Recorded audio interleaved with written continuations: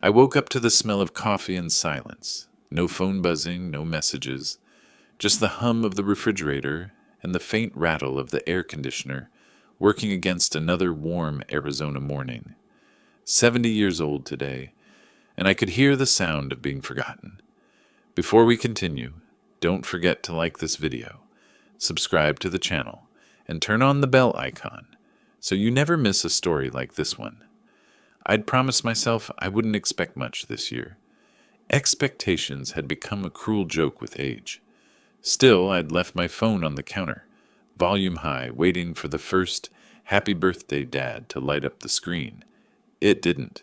The last text I'd received from either of them was a week ago, my son Ryan, asking if I'd thought about refinancing the house so he could help manage my assets. The one before that was from Melissa, my daughter, forwarding a link to some expensive spa package for herself with a note, "Thought you might like to contribute, Dad. Early Mother's Day gift." That was the tone of our family these days. Every message a transaction, never a memory. I brewed my coffee stronger than usual and set the table for 3 out of habit. 1 plate for me, and 2 for the ghosts of people who used to call me their whole world. The good china, the blue napkins Carol, my late wife, used to fold like lilies. I sat down and stared at the empty chairs. The steam from the cup curled upward, soft and slow, disappearing before it reached the light. When Carol was alive, birthdays were loud. She'd bake something sweet, play those old records, and make the kids sing off-key. Now there was no cake, no music, no laughter. Just me and the old grandfather clock, ticking too loudly for comfort. I tried to distract myself with chores, wiping the counter, sweeping the hallway, oiling the hinges on the back door, but every small sound echoed against the hollow space they'd left. By noon, I gave up pretending to be busy and walked out to the porch. The neighborhood was quiet, except for a kid riding his bike and a dog barking down the street. That's when it hit me. My children lived 20 minutes away. Both of them. Not hours, not states. 20 minutes. And still, nothing. I checked my phone again. No missed calls. For a moment, I thought maybe they were planning a surprise. Some old-fashioned family gesture, maybe dinner, maybe a cake. I'd seen enough movies to let hope tug at me like a fool. But hope has a short battery life at 70. By late afternoon, the only call I received was from the pharmacy confirming my prescription refill. I laughed, bitter and short. "Guess somebody remembered," I muttered. When the sun dipped low, I finally decided to eat. Just microwaved leftovers and a half glass of wine. The roast chicken tasted bland, though I'd seasoned it the same way Carol used to. Maybe food loses its flavor when no one shares it. I sat there in the fading light, staring at the 2 empty chairs again. For the first time in years, I spoke aloud to her photo on the wall. "You were right, Carol," I said quietly. "You said giving too much makes them forget how to be grateful." The house creaked, as if it agreed. After dinner, I opened the photo album, the old leather one with peeling corners. I traced the pictures of Ryan in his college gown, Melissa at her wedding, Carol holding them as babies. I remembered every dollar I spent to build their dreams, every sacrifice that felt worth it until tonight. It wasn't the money that hurt, it was the silence. Somewhere between memory and exhaustion, something inside me shifted. I realized birthdays aren't just about age, they're about relevance. And today I wasn't relevant to my own children. That's when the thought began to take shape. Not revenge, no, just balance. A man spends his life building others' futures. Maybe it was time I started managing my own. The phone stayed dark. The house stayed quiet. And in that silence, I made a quiet promise to myself. If they could forget the man who built their world, I could forget to leave them mine. I closed the album, turned off the lights, and let the darkness sit beside me at the table. 2 days passed before I heard a knock at the door. Not a gentle one, the kind you give when you miss someone, but a sharp, businesslike rhythm, the kind of knock that says, "We're here because we need something." When I opened the door, Ryan stood there with his phone in one hand and a forced smile on his face. Behind him, Melissa balanced a designer tote bag, sunglasses perched on her head like a crown she didn't earn. "Hey, Dad," Ryan said, as if the last 72 hours hadn't been soaked in silence. "Busy?" "Not particularly," I replied, leaning on the doorframe. "You finally remembered where I live?" Melissa rolled her eyes, a motion so practiced it probably counted as exercise. "Oh, come on, Dad. We've just been swamped. Life's chaos, you know?" I stepped aside without answering. They entered like realtors evaluating a property, their eyes scanning furniture and walls as though they already owned the place. Ryan whistled low. "You've kept it nice, for, an old house." I let that one slide. "Coffee?" I asked. "Nah," Ryan said, waving his hand. "We're kind of in a rush." Of course they were. Always rushing until money slowed them down. Melissa was the first to break the pretense. "Dad, we've been thinking." She exchanged a glance with her brother. "You've got this big property just sitting here. The market's crazy high right now. You could sell, get something smaller, less upkeep, less stressed." Ryan jumped in like a salesman closing a deal. "Yeah, and if you wanted, we could help manage the process. I know a guy at a brokerage who could list it fast. You'd walk away with a good $500,000 easy." There it was, the reason for the visit. Not guilt, not love, just business. I looked around my living room, the photos on the mantel, the dented coffee table Carol refused to replace, because every scratch has a story. Those stories weren't for sale. "You think I should sell the home your mother and I built?" I asked quietly. Melissa hesitated, but Ryan didn't blink. "Yeah, it's just sitting here, Dad. It's not practical anymore. You could use that money to relax, travel, maybe invest with me and Lisa. We're looking at a real estate flip opportunity. Win-win." Lisa, his girlfriend, the one who'd once asked me if being retired felt boring. I'd laughed then. I didn't now. "You mean you want me to sell my home?" I said, "so you can fund your flip project?" Ryan's smile faltered. "No, it'd just be smart business. Everyone benefits. And what do I get?" "Peace of mind," he said quickly. "Less hassle." Melissa nodded. "You've done enough for us. Let us take care of things for once." The irony almost made me laugh. I studied their faces, their impatience barely hidden, the tension beneath their charm. They weren't here out of concern. They were here to negotiate their inheritance early. "You two forget my birthday?" I asked suddenly. The question froze them. Melissa blinked, confused. "Oh, it was your birthday?" Her voice pitched upward at the end like she wasn't sure if she was right. Ryan fumbled with his phone. "Ah, crap. Yeah, I meant to call, I swear. We were out that night with clients. Time got away from us." "It usually does," I said. The silence that followed stretched, tight and thin as wire. Melissa cleared her throat. "Well, happy belated, I guess." She reached into her bag and produced a card, blank inside except for the store's logo. Still had the receipt tucked in. She hadn't even signed it. "Didn't get around to filling it out," she said, laughing lightly. "You can write yourself something nice." I stared at the card, then set it gently on the table beside me. "You shouldn't have," I said, and meant it. They exchanged nervous glances. Ryan shoved his hands into his pockets. "Look, Dad, don't make this awkward. We're just trying to help. If you sell this place now, you can live easier. We'll handle the details. I'll even take care of the paperwork myself." That's when I saw it, the tiny twitch at the corner of his mouth, a salesman's tell, the grin he couldn't hide when he smelled money. My son wasn't visiting his father. He was prospecting. "I appreciate the concern," I said calmly, "but I'll manage just fine."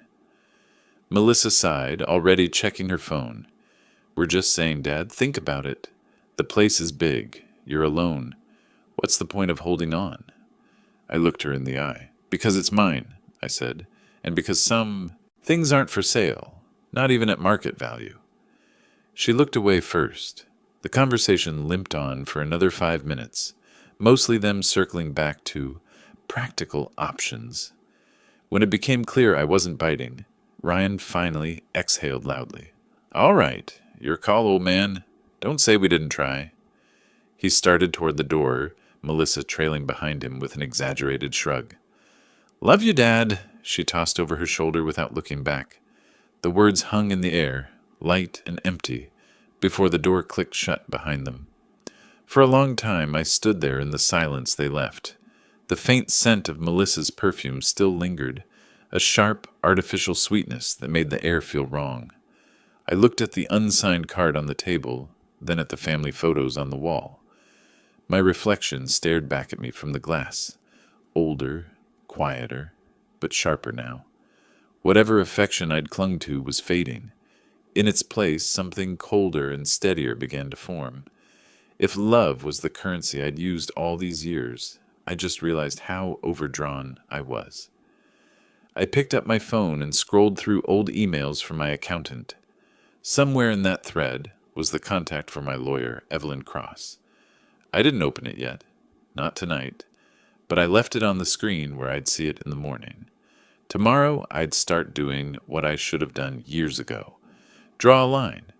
If my children wanted to treat family like business, then business was about to get very professional. Morning light bled through the blinds in thin, accusing lines, illuminating the same stack of unopened mail on my kitchen counter. 2 days since their visit, and the echo of their words still clung to the walls like a bad smell. You could sell this place. Less stress. Invest with us. I poured my coffee, sat at the table, and opened my laptop. The screen's glow felt harsher than usual, maybe because I was seeing things clearly for the first time.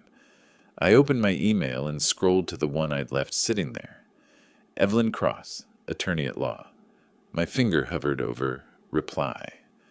Instead, I stood, walked to the garage, and pulled the chain light. The old metal filing cabinet sat against the wall, dusty but reliable, like me. Carol used to joke that if civilization ended, I'd still have every receipt alphabetized by apocalypse type. She wasn't wrong. The bottom drawer resisted at first, then gave with a reluctant groan. Inside were decades of paper, tuition bills, mortgage records, car titles, insurance policies, and, most importantly, proof of every time I'd stepped in to help. I carried the folders into my office and set them on the desk. The house was quiet except for the low hum of the refrigerator and the faint tick of the wall clock. I opened the first folder. Ryan, Education, College Tuition Invoices, 4 years at Arizona State, $22,000 per year, plus dorm fees, books, and 1 semester abroad in Italy, because everyone in his program was going.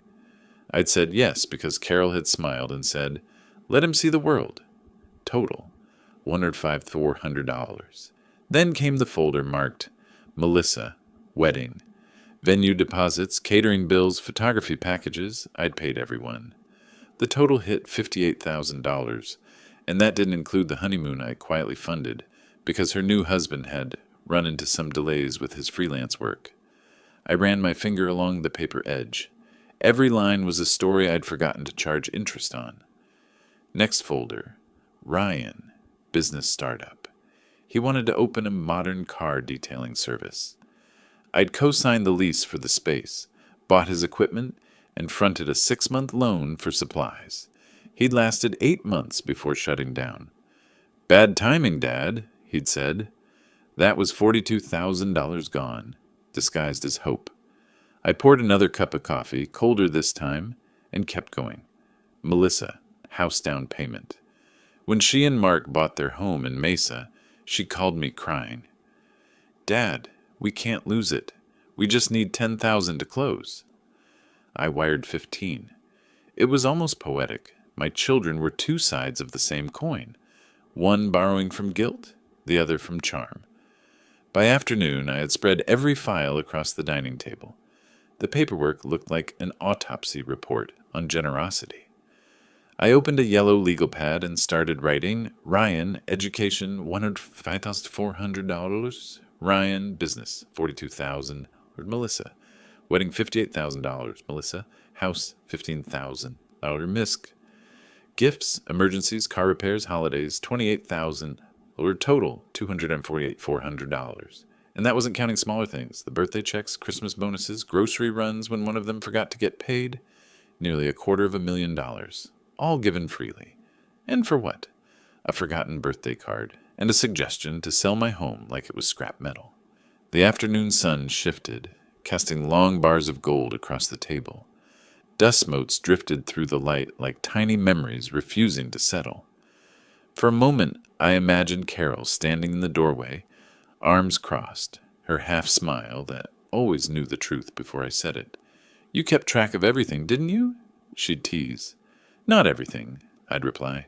"Just the important things." But this was different. This wasn't about the money. It was about meaning. Every dollar had been a promise that love was still alive between us.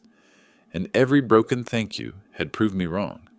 I turned the page and wrote a new heading in block letters. Action items. Review assets. Meet Evelyn. Draft living trust. Remove Ryan and Melissa as beneficiaries. Explore charity options. I sat back, reading the list. The words didn't feel angry, they felt necessary. A mechanic doesn't rage at a broken engine. He diagnoses it, replaces the part, and moves on. That's what I was doing. Rebuilding. The phone buzzed on the table. A text from Melissa. "Hey, Dad, just checking if you've thought about what we talked about. Ryan found a great buyer for your place." Attached was a link to some real estate listing with cheerful language. Perfect family home, motivated seller. Motivated seller. They'd already written me into the description. I typed back 2 words. Not interested. Then turned off the phone. Outside, the desert wind picked up, stirring the dry leaves along the porch. It carried that faint smell of summer dust and distant rain, the scent that always made Carol say, "It's never too late to start again." I smiled. Maybe she was right. I gathered the papers, stacked them neatly, and slipped them back into their folders. But this time, I didn't return them to the cabinet. I placed them in a briefcase instead. Tomorrow I'd take them to Evelyn. Tomorrow I'd start turning evidence into peace. The sky outside was dimming into that copper-pink Arizona dusk, the kind of evening that reminded you everything eventually fades, but some things fade on your own terms. I poured the last of the coffee down the sink, turned off the light, and stood for a moment in the doorway. The house was silent, but it didn't feel lonely anymore. It felt like a witness. The next morning started like any other, except for the weight in the air. I woke before sunrise, made my coffee, and stared at the briefcase sitting by the door. The same one I used to carry to job sites when I still ran Blake Construction. Back then it held blueprints and contracts. Today it held a lifetime of quiet mistakes, bound in manila folders. The drive into town was calm. The Arizona sky stretched wide and endless, painted in streaks of pale gold. I rolled the windows down just enough to feel the warm wind against my hand. For the first time in years, I wasn't driving toward a problem. I was driving toward a solution. Evelyn Cross's office sat in a low brick building downtown, tucked between a bakery and an insurance agency. I'd known Evelyn for 20 years. She'd helped me with business permits, Carol's estate, even a few property disputes. Practical woman. Never wasted words, never softened truth. When I stepped inside, the air smelled faintly of paper and lemon cleaner. Her receptionist looked up. "Mr. Blake, Ms. Cross will be right with you." I nodded, taking a seat. The waiting room was quiet, except for the faint click of a ceiling fan. On the wall hung a framed quote, "Justice is not revenge. It's balance restored." I smiled to myself. Fitting. After a few minutes, Evelyn appeared, gray hair tied back neatly, glasses perched on her nose. "Harold," she said warmly. "Haven't seen you since we sorted Carol's papers." "Yeah," I replied, shaking her hand. "Feels like another lifetime." "Come in," she said, gesturing to her office. The room was just like I remembered. Organized, sunlit, with law books lining the shelves like soldiers at attention. She motioned for me to sit while she took her chair behind the desk. "So," she began, "what brings you in today?" I opened the briefcase and set the stack of folders on her desk. She raised an eyebrow. "That looks serious." "It's my life," I said, "and I'm done letting other people manage it." I handed her the legal pad from last night, the one with my handwritten ledger. She adjusted her glasses and began reading.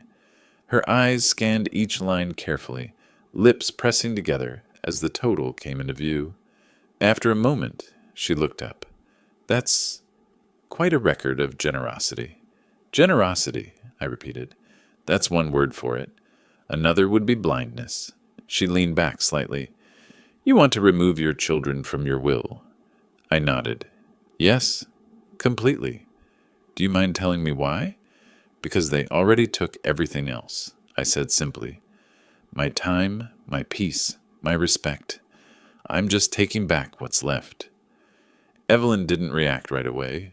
She just studied me, like she was weighing the shape of my decision. "Harold, I've seen people make choices out of anger. It never ends well." "This isn't anger," I said quietly. "This is arithmetic." She gave a small smile. "You always did talk like a contractor. Measure twice, cut once." "Exactly." She pulled out a legal form from her drawer. "All right. We'll start by drafting a new living trust. You'll retain full control of your estate while you're alive, and upon your passing, assets will transfer according to your new terms." "Meaning," I said, "Ryan and Melissa get nothing." She nodded. "Unless you specify otherwise." "I won't," I said. "I've got other plans." Evelyn folded her hands. "And what will you do with your estate, Harold?" I hesitated before answering. Carol and I talked years ago about setting up a fund, something for young men and women who can't afford trade school. She always said not every bright mind fits into college walls. "I think it's time to do that." Her expression softened. "You want to build a foundation." I nodded. "The Blake Foundation. For apprentices. Builders. The ones who remind me who I used to be." Evelyn wrote the name down slowly. "I'll need a few days to draft the paperwork and a formal charter. We'll transfer your assets into it once finalized." "Good," I said. "The sooner, the better." She glanced at me again. "You've really thought this through." "I've had 70 years to think," I said. "Just took me this long to act." For a while, we worked in silence, signing documents, verifying account numbers, listing properties. The sound of pens scratching on paper was strangely comforting, like hammering the first nail into a new frame. Solid, purposeful. When we finished, Evelyn closed the folder and looked up. "You know, Harold, you're not just changing paperwork. You're rewriting your legacy." "That's the idea," I said. "Most people your age still chase reconciliation," she said. "They hope their kids will come around." I met her eyes. "Hope's a nice thing, but it's not a strategy." She smiled faintly. "Carol would have approved of this." I felt a sting behind my eyes. Unexpected but steady. "Yeah," I whispered. "I think so too." As I stood to leave, Evelyn said, "I'll handle the drafts. When they're ready, you can come back to sign. We'll make sure everything is airtight." "Thank you," I said. "And Evelyn, keep this quiet. My kids don't need to know." She nodded. "You have my word." When I stepped back outside, the sunlight hit me full in the face. I took a deep breath, filling my lungs with the hot, dry air. For the first time in months, I didn't feel like a burden or a forgotten man. I felt steady, anchored. On the drive home, I passed a construction site. Men in hard hats, moving beams, measuring frames, sweating in the dust. I pulled over for a minute just to watch. One of the younger guys wiped his forehead and laughed at something his foreman said. I remembered that sound, the rough, easy laughter of men building something that would last longer than they would. Carol used to say, "Legacy isn't about who remembers you, it's about what you leave standing." As I pulled back onto the road, I realized I wasn't leaving my children behind. I was just leaving them exactly what they'd earned. Nothing. And that somehow felt more honest than love ever had. 2 days after meeting with Evelyn, I found myself driving to the far side of town, a part I hadn't visited in years. The streets here were older, worn but alive with movement. Kids on bicycles, a man repairing a fence, the smell of sawdust spilling from an open garage door. It was a place that still believed in building things with your hands, not buying them ready-made. The address Evelyn had given me was for a vocational training center, the Desert Trades Workshop. She said they partnered with community programs to help young people learn carpentry, plumbing, welding, and electrical work, the kind of work that built lives, not just careers. When I pulled into the small parking lot, I saw a sign painted on a sheet of reclaimed wood. Hands that build have worth. Inside, the air was thick with the scent of pine, varnish, and ambition. A dozen students, maybe late teens to early 20s, were scattered across the workshop, sanding, sawing, measuring. A tall woman in her 50s, wearing a denim apron and safety glasses, spotted me and walked over. "You must be Mr. Blake," she said, offering a hand. "I'm Marcy Dillard, program director. Evelyn told me you might stop by." "Just Harold," I said, shaking her hand. Her grip was strong, the kind that came from years of honest work. She smiled. "You used to run Blake Construction, didn't you?" I raised an eyebrow. "You've done your homework. My father worked under your company years ago. Said you were one of the few bosses who actually showed up at the job site." That made me chuckle. Hard habit to break. She led me through the workshop, explaining how the program started small, just a few benches and volunteers, and now supported over 100 students a year. "We keep it affordable," she said, "but some kids still can't pay. We rely on donations to cover tuition, tools, and materials." I nodded slowly, watching a young man plane down a piece of oak with careful strokes. His hands trembled slightly, but his focus didn't break. "First week," Marcy said softly. "Kid's been through foster care, rough upbringing, but you hand him a tool and suddenly he believes he can make something." I felt something stir inside me, a memory of my first build, a crooked birdhouse I made for Carol in our first year of marriage. She'd hung it by the window, even though it leaned like a drunk sailor. She used to say, "Everything built with heart has a place." I cleared my throat. "Marcy, I'd like to make a contribution, not just a one-time donation, something permanent." Her eyes widened slightly. "Permanent?" "Yes," I said. "I want to establish a fund. Scholarships for kids like that boy. Maybe cover tools, training, certifications, whatever it takes to give them a start. I'll call it the Blake Foundation for Builders." She was quiet for a moment, then smiled. "That would change lives, Harold." I shrugged lightly. "Maybe. Or maybe it'll just remind a few kids that someone believes in them. Either way, it's worth more than sitting in my savings account doing nothing." She placed a hand over her chest. "You have no idea how much this means. I'll have our accountant coordinate with your lawyer." "Good," I said. "Make sure it lasts longer than I do." Before I left, Marcy called over one of the students, the same kid with the oak board. "Harold, this is Darren. He's one of our apprentices." The boy wiped his hands nervously on his jeans. "Sir, nice to meet you." "Likewise," I said. "What are you working on?" He pointed to a half-finished chair. "Trying to get the joints even. It's harder than it looks." I smiled. "Trust me, I know. But when it's done and it holds steady, you'll know you did something right." He nodded, eyes bright. "Yes, sir." As I walked out, Marcy said quietly, "If every donor cared like you do, we'd have no shortage of hope." I paused at the door. "Hope's not enough," I said. "You've got to build it." Back in the truck, I sat for a long moment before starting the engine. Across the lot, Darren was still sanding, focused, determined. The same drive I once saw in my son's eyes when he was young, before greed replaced gratitude. The thought hit me harder than I expected. My children had every opportunity I could give them, yet they'd traded integrity for entitlement. And here was a boy with nothing but a tool and a will, already richer than both of them combined. That night, when I got home, I called Evelyn. "It's done," I told her. "Let's make it official. The foundation gets everything. House, savings, company shares, all of it." She didn't sound surprised. "You're sure about this?" "Absolutely," I said. "My kids already inherited enough lessons. They just never learned them." She chuckled softly. "You always had a way with words, Harold. Guess I'm learning to use them instead of my wallet." Before hanging up, she said, "I'll finalize the trust paperwork. By next week, the Blake Foundation will be a registered entity." "Thank you, Evelyn." When I set the phone down, I looked around the house. For the first time in years, it felt alive again. Not because of people, but because of purpose. The air felt lighter, the silence less hollow. I poured myself a small glass of scotch and walked to the porch.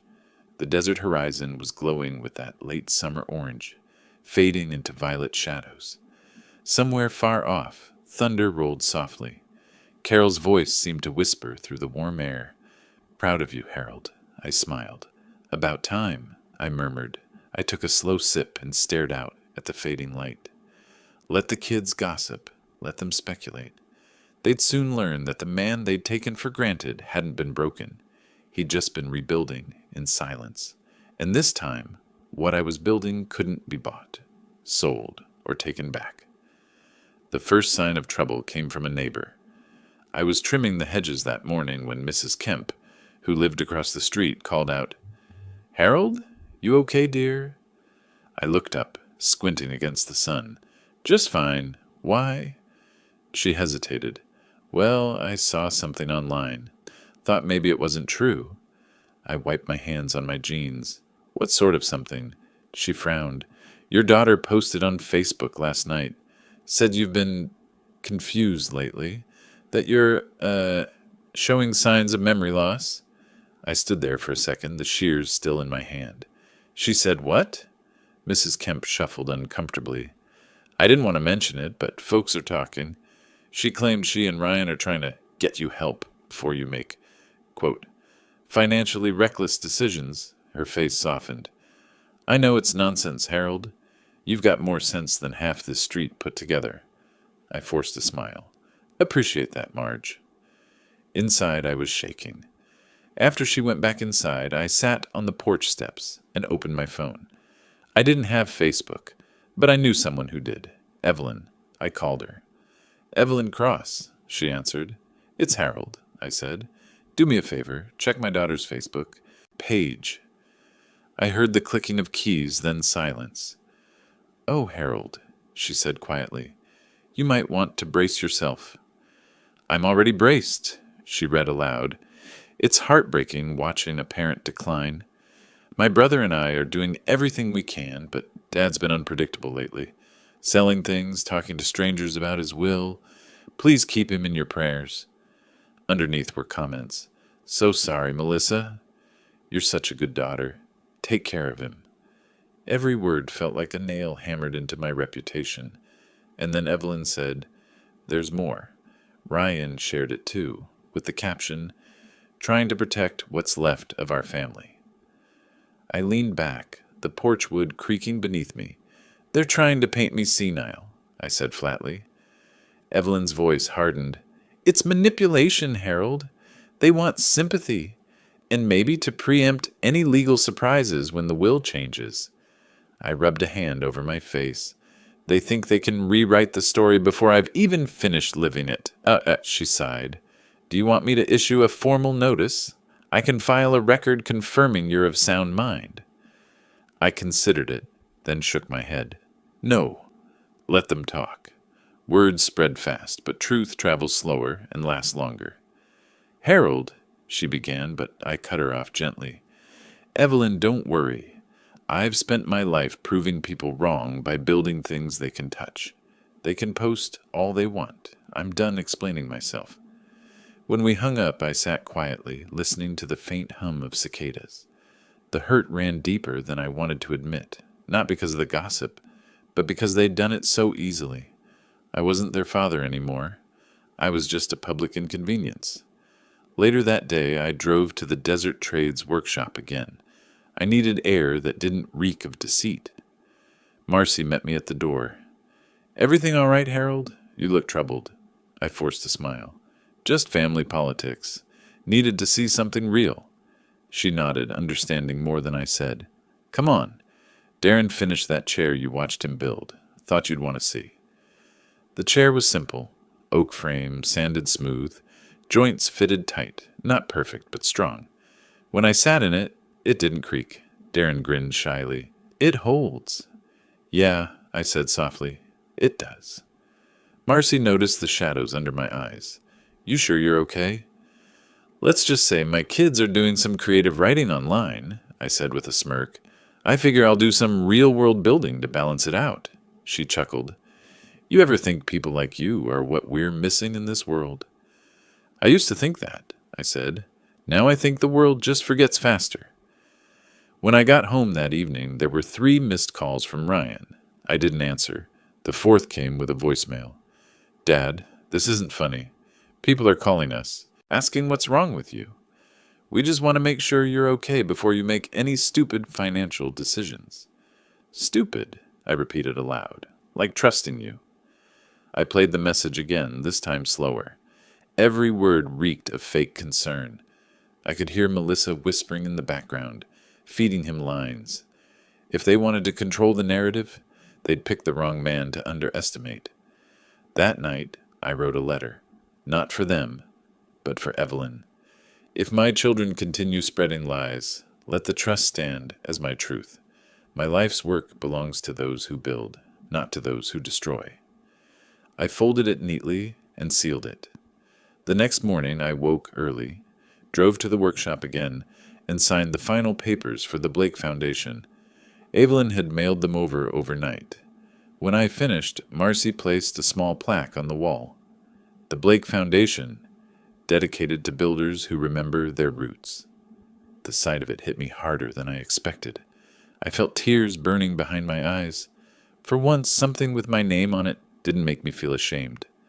Marcy must have noticed. "You okay, Harold?" I smiled. "Better than okay. Turns out my kids gave me a gift after all." "Oh?" "They reminded me who I am. You can tell when a rumor has found legs, because it starts walking ahead of you." By Monday morning, mine was sprinting. When I stepped outside to fetch the newspaper, 2 neighbors walking their dogs fell quiet mid-sentence. One of them nodded politely, the other looked away. A few days ago, they would have waved. At the coffee shop, the cashier, someone I'd known for years, asked if I wanted my usual, but spoke slower than usual, like she was talking to a confused customer. That's when I knew the damage was spreading. By the end of the week, the whispers had settled like dust over every corner of my neighborhood.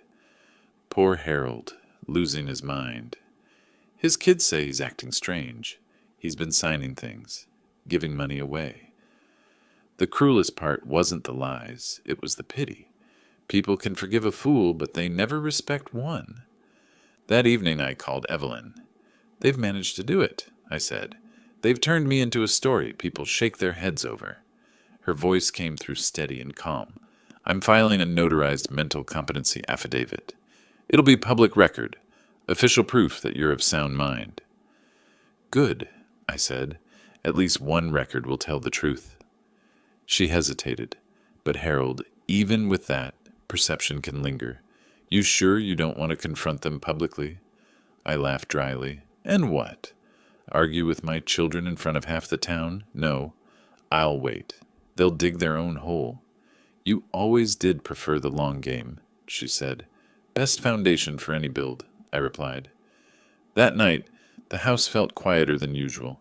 I tried reading, but my eyes kept returning to the window, the reflection of an old man framed in glass. Was this what they saw now? A relic? I turned off the lights, letting the dark erase the thought. The next morning, I drove to Desert Trade's workshop again. Marcy was waiting near the loading dock, clipboard in hand. "Morning, Harold. We're expanding. New class starting next week," she said. "You might want to meet them." Inside, the new apprentices were unpacking boxes of donated tools. I helped a boy uncrate a set of saws, listening to the rhythm of honest work. No gossip here. just effort and sweat, the language of my people. Afterward, Marcy handed me a small envelope. "It came through the mail for you," she said. "Our office address was listed as your contact in the foundation paperwork." I opened it. Inside was a printed screenshot of Melissa's latest post. "Heartbroken that Dad refuses our help. We just want what's best for him. Pray for us. This has been so hard." Below, a comment from Ryan. "We're doing everything we can, sis. Sometimes love means protecting people from themselves." I stared at it, then folded it neatly and slipped it back into the envelope. Marcy watched me quietly. "You okay?" "I've been called worse than crazy," I said.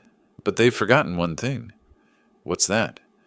"I built reputations for a living," I said, "and I know how to rebuild one too." That evening, I wrote a letter to the local paper's editor, a man named Daniel Price, who'd once done a feature on my company back in the 90s. I reminded him who I was, told him about the Blake Foundation, and attached the official trust certification. I didn't mention my kids by name. Truth doesn't need enemies. It just needs daylight. 2 days later, Daniel called.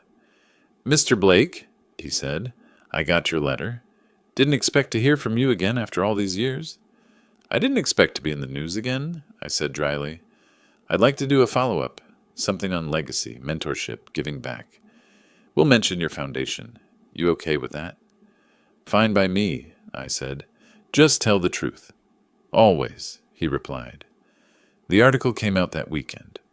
Local builder leaves lasting legacy. Harold Blake's foundation to support next generation of craftsmen. There was a photo of me and Darren in the workshop, standing beside the finished oak chair, my hands rough, his young ones steady. The caption read, "Two builders, one purpose." Within a day, the whispers started changing tune. At the grocery store, the same cashier who'd spoken slowly before smiled brightly. "Mr. Blake, I saw you in the paper. That's amazing what you're doing for those kids." And Mrs. Kemp waved from her porch again. "Knew you weren't crazy, Harold." I just smiled. "Appreciate that, Marge." By the following week, I'd heard through another neighbor that Ryan and Melissa were furious.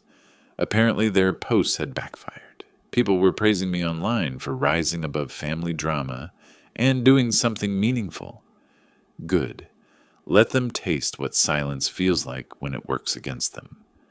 That night, I sat on the porch with a cup of coffee, watching the light fade behind the hills. I thought about all the years I'd spent chasing peace, buying it with money, giving it away with kindness. Now I realized peace isn't something you receive. It's something you build. The phone buzzed beside me. A text from Ryan. "Congrats on your PR stunt, old man. But don't think this changes anything. We're still family." I typed back. Family remembers birthdays. Then set the phone down. The stars were coming out one by one, scattered across the vast desert sky. I looked at the horizon and whispered to Carol, "The house is quiet again, love. But this time, it's the right kind of quiet." And for the first time in months, I slept without a single dream. The morning mail came with an envelope I recognized before I even picked it up. Cream-colored thick stock, embossed return address from Cross & Associates. Evelyn's office. I carried it inside, laid it on the kitchen table, and sat for a long moment before opening it. The house was quiet. Too quiet. The kind of silence that gives you time to think about the life you built and the people who've started tearing it apart from the outside. I slit the envelope with a butter knife and unfolded the letter. Evelyn's handwriting was neat, precise. "Harold, the amended trust documents are now active and legally binding. The Blake Foundation holds full authority over your estate and assets. Per your instruction, Ryan and Melissa Blake have been removed as beneficiaries. They will be notified by certified mail today. Evelyn Cross." I read it twice, once as a father, once as a man who'd spent a lifetime building. It felt final, not like revenge, not even satisfaction, just balance. I set the letter down beside my coffee. The steam curled up, thin and ghostly, like the last trace of guilt leaving my chest. Outside, a car pulled into the driveway. I looked through the window, and there they were, Ryan and Melissa, together. The timing wasn't coincidence. Evelyn must have sent their letters that morning, too. The knock came a moment later. I opened the door, keeping my hand steady on the frame. Ryan's expression was tight, jaw clenched. "What the hell did you do, Dad?" Melissa behind him already had tears forming, but they were the kind that knew an audience would help. I didn't invite them in, just stood in the doorway.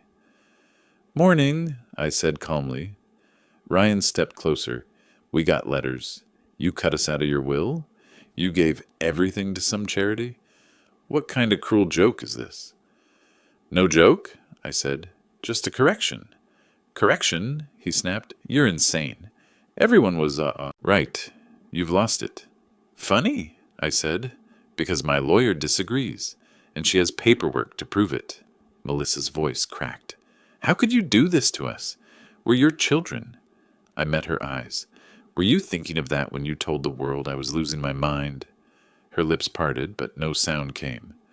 Ryan looked away first, muttering under his breath. "Dad," Melissa said, switching tactics. "Look, we're sorry, okay? We didn't mean for things to get out of hand. People misunderstood." "No," I said softly. "You made sure they understood exactly what you wanted them to. You wanted pity. You wanted control. You didn't get either." Ryan ran a hand through his hair. "We were worried. You've been making all these big decisions, shutting us out." "You shut me out first," I said, "years ago when money became the only language you spoke." Melissa folded her arms. "So this is punishment?" I shook my head. "No, it's a boundary."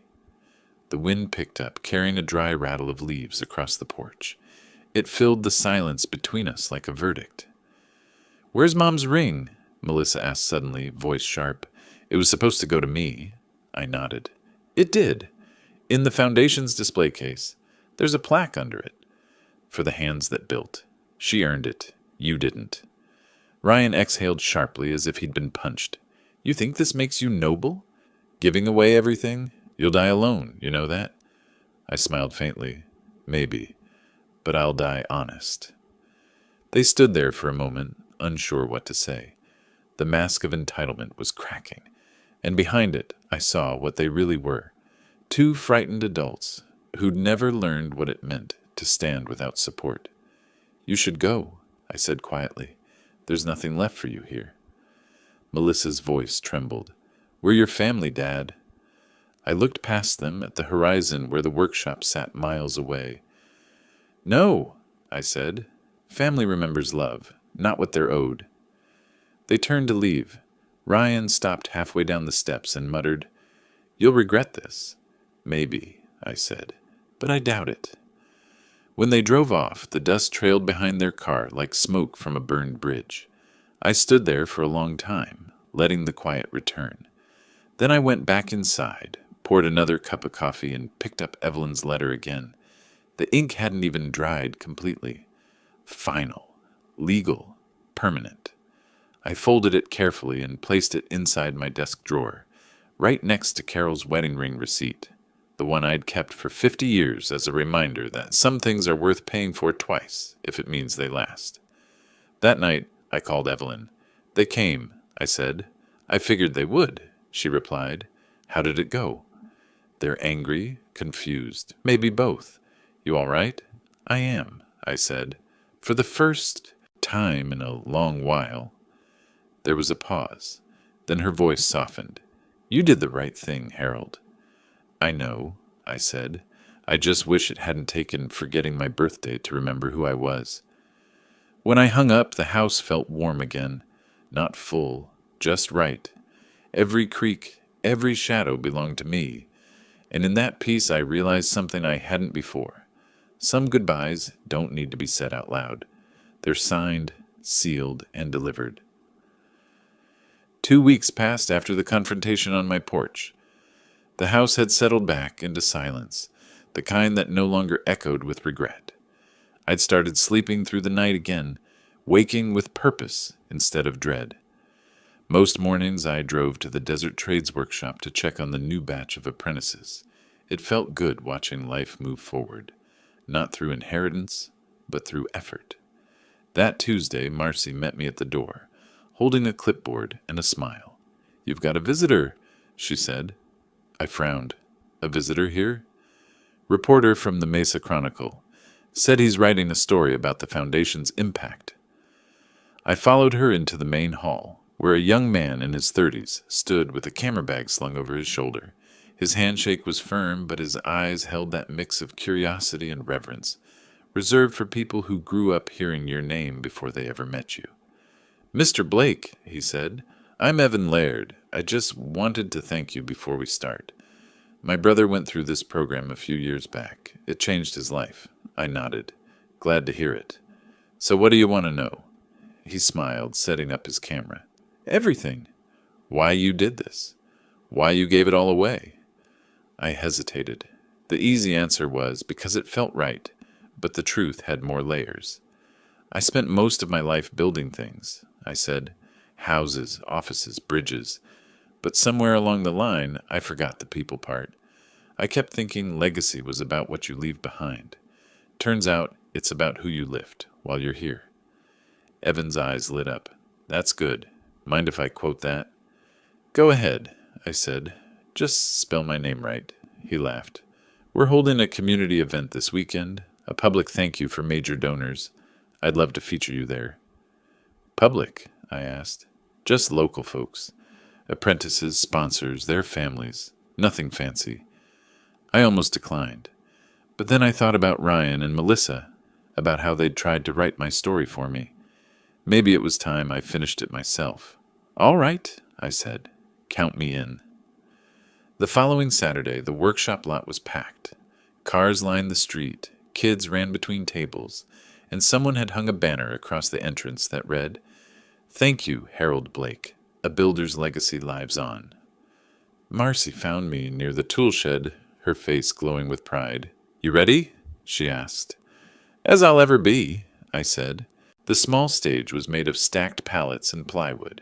Simple, solid, my kind of construction. Evan stood near the microphone giving introductions. When he finally called my name, a hush rolled through the crowd. I stepped up, gripping the mic loosely. The sun was bright, the air warm with sawdust and barbecue smoke. "Most of my life," I began, I thought I understood value. I thought it lived in property lines, in profit margins, in the things you could measure with a tape and pencil. Turns out real value doesn't sit on paper. It stands in front of you. People who build, learn, and pass it on. A few heads nodded. I saw Darren in the front row, grinning shyly. "When I was younger," I continued, "I worked hard to give my kids everything I never had. Somewhere along the way, I forgot that giving too much can take something away. Responsibility, gratitude, perspective. So this foundation isn't just charity, it's a second chance. Not for me, but for anyone who still believes honest work means something." The crowd applauded. Not loudly, but genuinely. That sound filled more emptiness than 1,000 birthday wishes ever could. After the speech, people came up to shake my hand. A woman told me her husband had learned plumbing here after losing his job. Another said her daughter wanted to be an electrician. Each story was a brick in the wall I was quietly building, the kind that doesn't crumble with gossip or greed. Near the end of the event, Marcy pulled me aside. "You've got company," she whispered. I turned, and there they were. Ryan and Melissa standing near the back fence. They looked smaller than I remembered, like guilt had shrunk them. Ryan's shirt was wrinkled. Melissa's sunglasses hid eyes that didn't need hiding. For a moment, I almost felt the old ache, that reflex to reach out, to fix things, but that instinct had cost me enough. Ryan approached first. "Dad," he said quietly, "we read the article. We came to see for ourselves." "See what?" I asked. He hesitated. "That you're really okay." I nodded. "I am. Better than okay." Melissa stepped forward. "We didn't know it would go this far. We just thought—" "That you could control the story?" I said. She looked down. "We were wrong." Ryan sighed. We messed up. We were scared, that's all. Losing Mom, then watching you pull away, it felt like we were losing everything again. For the first time, his voice didn't sound rehearsed. It sounded human. I let the silence breathe before answering. Fear makes people do foolish things, I said, but so does greed. You both had to learn the difference. Melissa's lips trembled. Can we fix this? I studied them for a long time. Their faces carried pieces of Carol I hadn't noticed in years. That alone kept my voice gentle. Fixing it isn't about the money, I said. It's about remembering where you came from and who helped you get there. When you can do that without posting about it, maybe we'll talk. They nodded slowly, as if realizing forgiveness wasn't an open door. It was a workshop they'd have to build themselves. When they walked away, I turned back toward the stage. Darren was showing his chair to a local sponsor, proud as any craftsman. And I thought, that's what legacy should look like. Something sturdy enough to stand on, but humble enough to keep growing. The mornings came quieter now, not lonely, just still. The kind of stillness that belongs to people who've made peace with their choices. I'd rise before sunrise, pour a cup of coffee, and sit by the window, watching the first light crawl over the desert ridge. The air would hum low and golden like it was breathing with me. It had been almost a month since the foundation ceremony. The newspaper articles had stopped. The gossip had died. And for once there was no noise left to drown in. That morning I found myself walking through the house with fresh eyes. Each photograph, each scuff on the floor, each framed blueprint told a story of something built, not just from wood or steel, but from years of showing up. Even the silence had weight, like the walls remembered who I'd been. On my desk sat a note I'd written a few nights ago. Short, simple, unfinished. To Ryan and Melissa, there's a time for blame and a time for building. The trick is knowing when to stop one and start the other. I hadn't decided whether to send it. Maybe some messages weren't meant to be delivered by mail. Maybe they were meant to find their way later, when people were ready to hear them. The phone buzzed once, a text from Marcy. Workshop expanding. Evan's article got us new sponsors. Kids want to dedicate the new hall in your name. I smiled. My name. Funny how something can lose meaning when it's shouted, yet grow stronger when it's whispered with respect. I texted back, I'll come by later. Got something I want to drop off. Before leaving, I opened the old filing cabinet one last time. The same drawer I dug through months ago, the one filled with invoices, tuition bills, proof of every sacrifice. I took out all the folders, stacked them neatly, and slid them into a cardboard box. Then I wrote on it with a thick black marker, paid in full. When I arrived at the workshop, the place was buzzing. New benches, more students, more laughter. Darren spotted me first and waved. Mr. Blake, want to see what we're building? Of course, I said, following him to the back corner. They were framing a small cabin structure, practice for real field jobs. I ran a hand along the lumber. Straight cuts, I said. Always, he replied proudly. Marcy joined us, smiling. He's top of his class now. You should see the confidence this kid's got. I can, I said. You can always tell when someone's building something they believe in. We walked toward the new wing under construction. A wooden plaque leaned against the wall, freshly carved. The Harold Blake Hall, for those who build with honor. I stood there for a moment, unable to speak. All those years I'd spent trying to buy love, trying to fix what time had already decided to change. And now, here was something built from truth instead of guilt. Marcy noticed my silence. You okay? I nodded slowly. Yeah, just realizing I've been drawing blueprints my whole life. Only now I finally built one worth living in. Before leaving, I handed her the box, labeled, Paid in Full. What's this? She asked.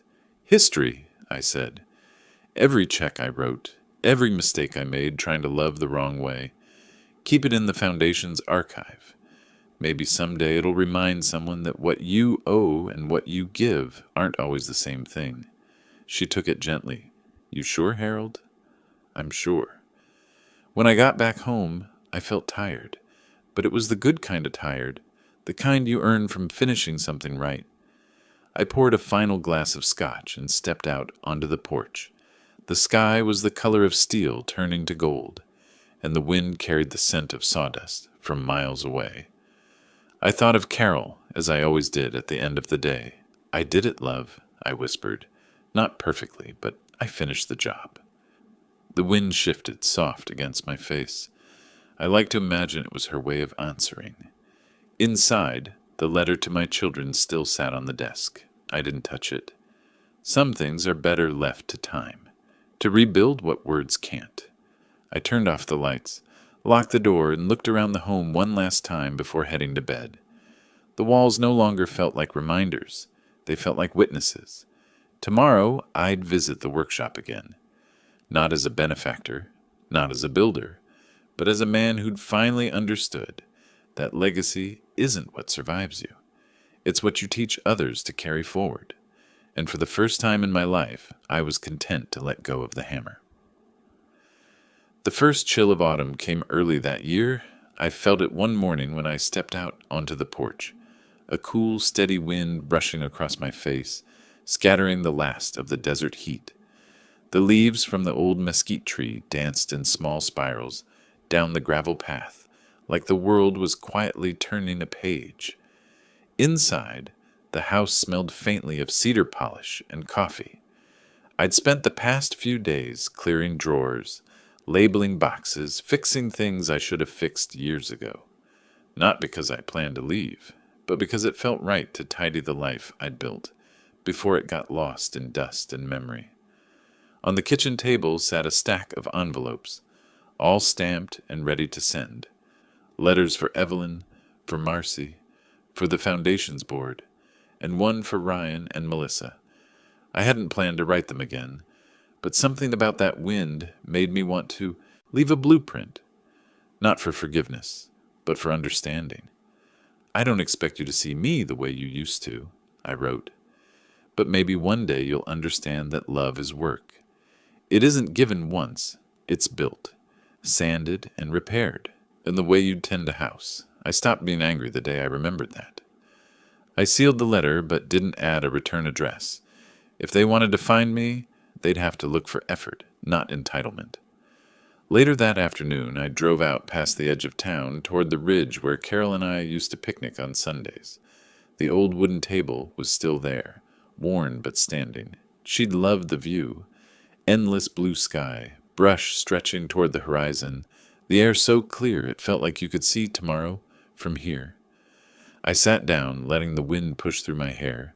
For a while, I just listened to the world, to the faint sound of hammering from some distant construction site. It was strange comfort, hearing someone else build while I learned to let go. A truck engine rumbled nearby. I turned to see Evelyn pulling up in her gray sedan, dust trailing behind her. Figured I'd find you here, she said, stepping out. I smiled. You always did know where the paperwork ends and the heart begins. She laughed softly. I brought you something. From her bag, she pulled a manila envelope and handed it to me. Inside was a single document, the Blake Foundation Quarterly Report. Evelyn said, You're funding 20 apprentices now. 6 have jobs waiting after graduation. I felt something tighten in my chest. Pride, humility, maybe both. Carol would have liked that, I said quietly. Evelyn nodded. She'd be proud of you. And Harold. You did the right thing, even if it hurt. I know, I said. Some builds start with demolition. She smiled. That's a very Harold thing to say. We sat there for a while, not saying much.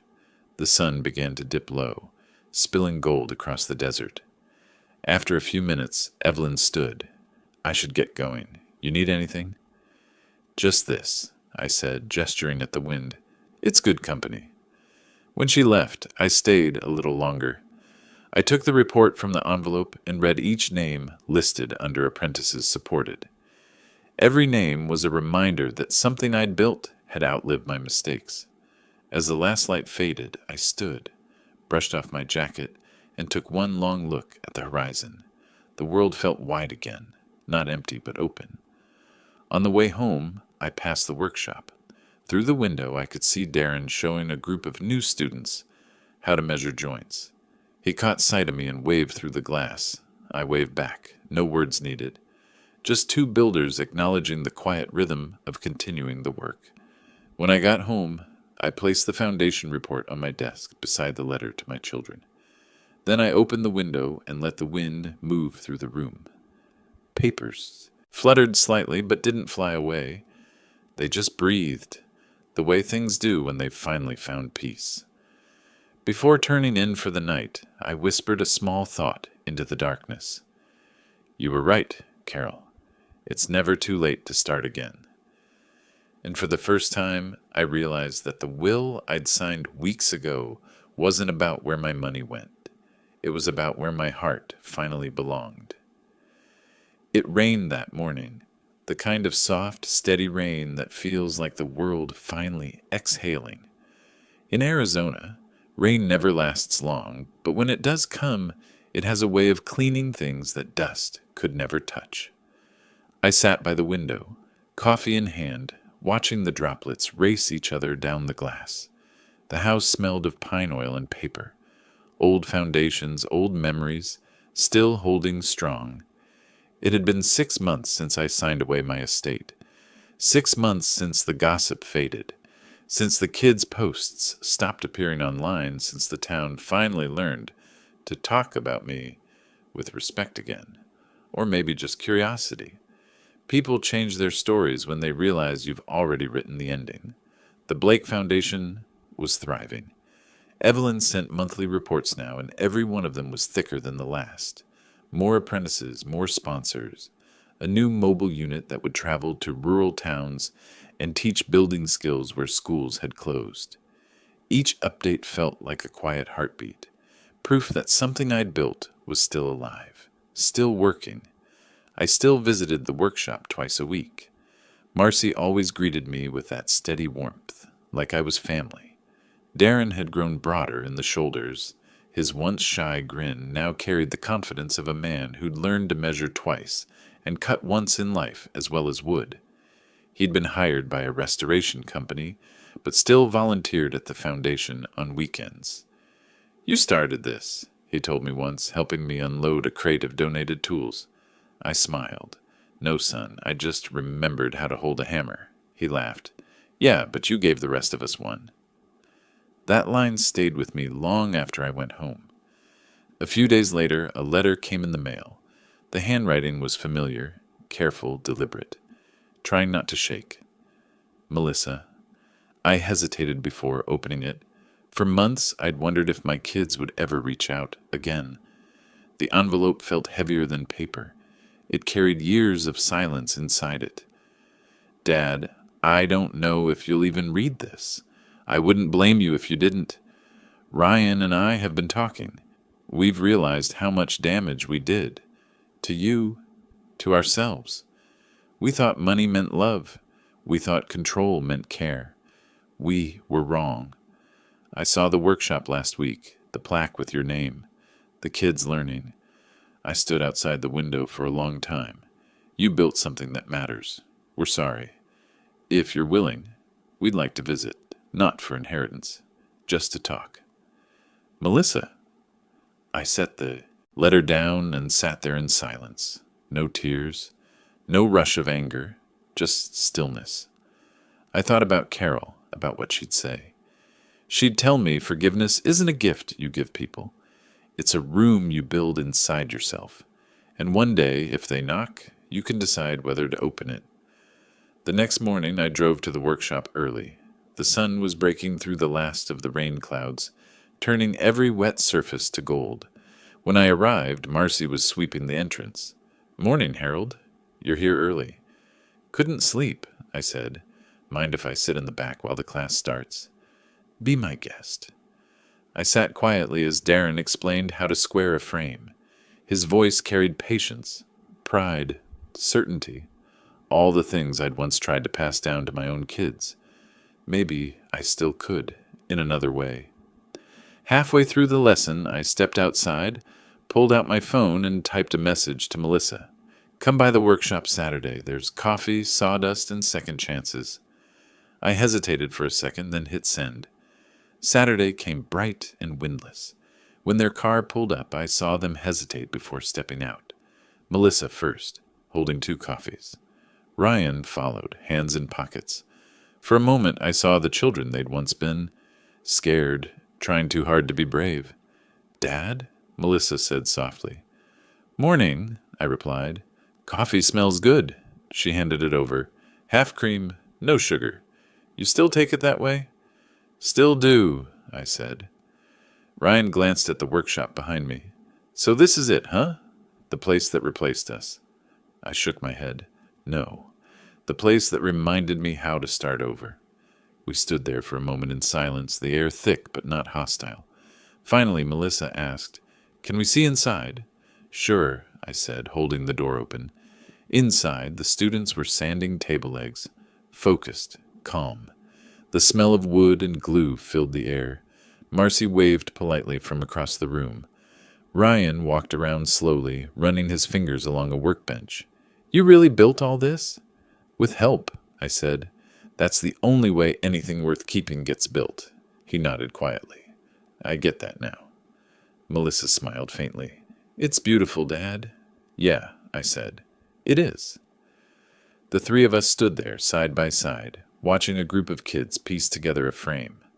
For the first time in years, the silence between us didn't hurt. It held something fragile but real. The sound of rebuilding. When they left that afternoon, Melissa hugged me.